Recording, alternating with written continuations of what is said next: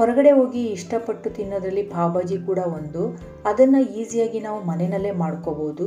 ಈ ದಿನದ ರೆಸಿಪಿನಲ್ಲಿ ನಾನು ಭಾಜಿ ಹೇಗೆ ಮಾಡೋದು ಅನ್ನೋದನ್ನು ಹೇಳ್ಕೊಡ್ತೀನಿ. ಮುಂದಿನ ದಿನಗಳಲ್ಲಿ ಹಾಕೋ ವಿಡಿಯೋದಲ್ಲಿ ಪಾವ್ ಮಾಡೋದನ್ನು ಸಹ ಹೇಳ್ಕೊಡ್ತೀನಿ. ಬನ್ನಿ ನೋಡೋಣ ಈ ಭಾಜಿನ ಹೇಗೆ ಮಾಡೋದು ಅಂಥೇಳಿ. Welcome to my channel Tara on point. ಇದಕ್ಕೆ ತರಕಾರಿಗಳು ಮೇಯ್ನಾಗಿ ಬೇಕಾಗಿರುವಂಥದ್ದು ಹೂಕೋಸು ಮತ್ತು ಆಲೂಗೆಡ್ಡೆ. ಅದ್ರ ಜೊತೆಗೆ ನೀವು ಬೀನ್ಸು, ಹಸಿ ಬಟಾಣಿ, ಕ್ಯಾರೆಟ್ ಸಹ ಹಾಕ್ಕೋಬೋದು. ಈ ದಿನ ನಾನು ಮನೆಯಲ್ಲಿರೋವಂಥ ಹೂಕೋಸು, ಬೀನ್ಸು, ಆಲೂಗೆಡ್ಡೆನ ಹಾಕ್ಕೊತಾ ಇದ್ದೀನಿ. ಅದ್ರ ಜೊತೆಗೆ ಕ್ಯಾಪ್ಸಿಕಮ್ ಕೂಡ ತೊಗೊಂಡಿದ್ದೀನಿ. ಆದರೆ ಕ್ಯಾಪ್ಸಿಕಮನ್ನು ಇದ್ರ ಜೊತೆ ಹಾಕ್ತಾ ಇಲ್ಲ. ಬರೀ ಆಲೂಗೆಡ್ಡೆ, ಹೂಕೋಸು ಮತ್ತು ಬೀನ್ಸನ್ನಷ್ಟೇ ಬೇಯಿಸ್ಕೊತಾ ಇದ್ದೀನಿ. ಎಲ್ಲ ತರಕಾರಿಗಳನ್ನು ಕುಕ್ಕರಲ್ಲಿ ಹಾಕಿಬಿಟ್ಟು ಅದಕ್ಕೆ ಬೇಯಲಿಕ್ಕೆ ಬೇಕಾಗಿರೋಷ್ಟು ನೀರನ್ನು ಹಾಕ್ಕೊಳ್ಳಿ. 1 ವಿಷಲ್ ಆದರೆ ಸಾಕು. ಇದು ವಿಷಲ್ ಆಗೋಷ್ಟೊತ್ತಿಗೆ ನಾವು ಮಸಾಲ ರೆಡಿ ಮಾಡ್ಕೊಳ್ಳೋಣ. ಬಾಣಲಿನಲ್ಲಿ ಒಂದು 3 ರಿಂದ 4 ಟೇಬಲ್ ಸ್ಪೂನಷ್ಟು ಎಣ್ಣೆ ಹಾಕ್ಕೊಳ್ಳಿ. ಅದಕ್ಕೆ ಒಂದು 3 ದಪ್ಪ ಈರುಳ್ಳಿ ಸಣ್ಣದಾಗಿ ಹೆಚ್ಕೊಂಡಿರಬೇಕು. ಅದನ್ನು ಟ್ರಾನ್ಸ್ಪರೆಂಟ್ ಆಗೋ ತನಕ ಹುರ್ಕೋಬೇಕು.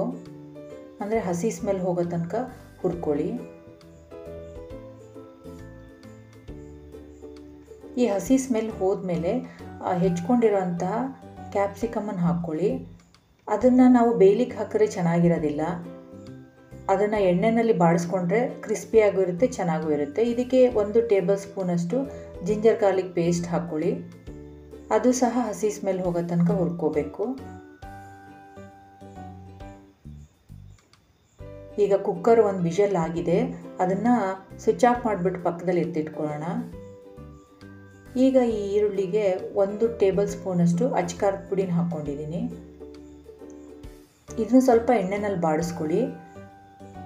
ಅದು ಬಾಡಿದ ಮೇಲೆ ಅದಕ್ಕೆ 3 ಸಣ್ಣದಾಗಿ ಹೆಚ್ಕೊಂಡಿರೋಂಥ ಟೊಮೆಟೊ ಹಾಕ್ಕೊಳ್ಳಿ. ಈ ಟೊಮೆಟೊ ಚೆನ್ನಾಗಿ ಬೇಯಬೇಕು, ಅಂದರೆ ಅದು ಸಾಫ್ಟ್ ಆಗಬೇಕು. ಜೊತೆಗೆ ಸ್ವಲ್ಪ ಎಣ್ಣೆ ಬಿಡಬೇಕು ಅದು ಸುತ್ತಲೂ. ಅಲ್ಲಿ ತನಕ ಅದನ್ನು ಹುರ್ಕೊಳ್ಳಿ. ನೋಡಿ, ಇಲ್ಲಿ ಎಲ್ಲ ಎಣ್ಣೆ ಸೈಡಲ್ಲಿ ಎಣ್ಣೆ ಬಿಡ್ತಾ ಇದೆ. ಈಗ ಇದಕ್ಕೆ 2 ಟೇಬಲ್ ಸ್ಪೂನಷ್ಟು ಪಾವ್ ಭಾಜಿ ಮಸಾಲ ಹಾಕ್ಕೊಳ್ಳಿ.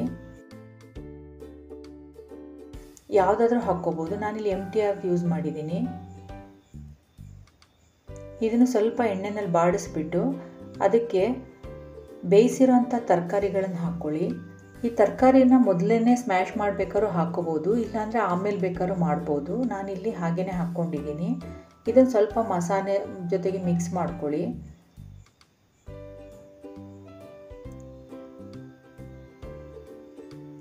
ಈಗ ಇದಕ್ಕೆ ಎಷ್ಟು ಬೇಕಲ್ಲ ಅಷ್ಟು ಉಪ್ಪು ಹಾಕ್ಕೊಳ್ಳಿ.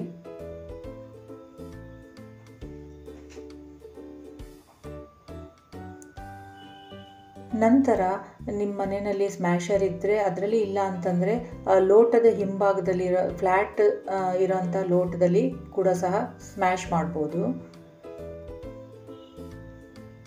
ಎಲ್ಲ ತರಕಾರಿಗಳನ್ನು ಚೆನ್ನಾಗಿ ಸ್ಮ್ಯಾಶ್ ಮಾಡ್ಕೊಳ್ಳಿ.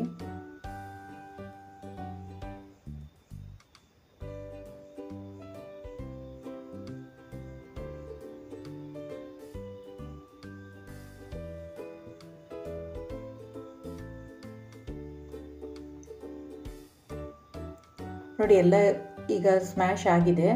ಈಗ ನೋಡಿ, ಸೌಟಲ್ನಲ್ಲಿ ಒಂದು ಸಲ ತಿರುಗಿಸಿ ಇನ್ಯಾವುದಾದ್ರೂ ಮಿಕ್ಕಿದೆ, ದಪ್ಪ ಇದೆ ಅಂತಂದರೆ ತರಕಾರಿಗಳು, ಅದನ್ನು ಹಾಗೆ ಸೌಟಲ್ಲೂ ಸಹ ಇದು ಮಾಡ್ಬೋದು. ಏಕೆಂದರೆ ಚೆನ್ನಾಗಿ ಬೆಂದಿರೋದ್ರಿಂದ ಸೌಟಲ್ಲಿ ನೀವು ಸ್ವಲ್ಪ ಸ್ಮ್ಯಾಶ್ ಮಾಡಿದ್ರೂ ಆಗುತ್ತೆ.